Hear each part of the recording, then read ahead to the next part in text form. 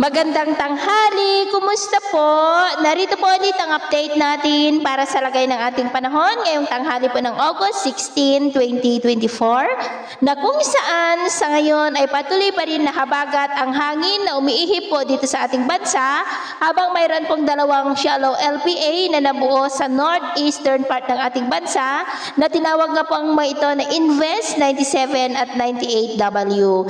Ang 98W ay posibleng lalakas yan bilang bagyo between 2 to 3 days pero kikilos naman po yan palayo. At sa ating long range forecast, maliban sa posibleng pamumuo pa rin ng mga banta ng sama ng panahon sa silangan o sa northeastern part ng ating bansa, ay wala pa rin naman pong bagyo na nakikita na tatawid po dito sa ating bansa for the next 2 weeks. Pero posibleng sa huling linggo ng buwan na ito ay may mabuo sa silangan ng Luzon na mas magpapalakas muli ng habagat. At sa lagay po ng ating panahon, ngayong tanghali ay maayos ang panahon sa malaking bahagi ng ating bansa pero may tsansa pa rin ng maulap na kalangitan with isolated rain sa ilang bahagi po ng Cavite, Laguna, Catarman, ilang bahagi ng Masbate, Iloilo, Guimaras, Negros, Basilan, Zamboanga City, Misamis Occidental, ilang bahagi pa ng Northern Mindanao, Sorsogon at Davao.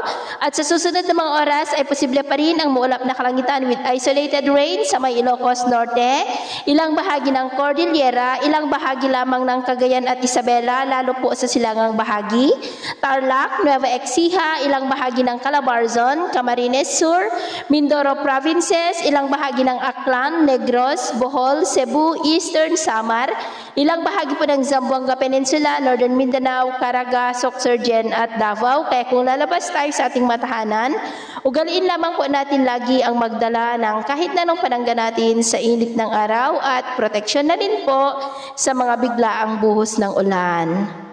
At sa atin naman pong mga baybayin, wala naman po tayong nakataas na anumang gale warning signals, pero iba yung pag-iingat lamang po kung papalaot tayo para mas makaiwas sa mga sakunang pangkaragatan. So yun po ang latest update natin sa araw na ito. At ako po muli si James na nagsasabing sa kahit anong pagsubok po na darating sa ating buhay, huwag po tayong mawawalan ng pag-asa. Thank you and God bless.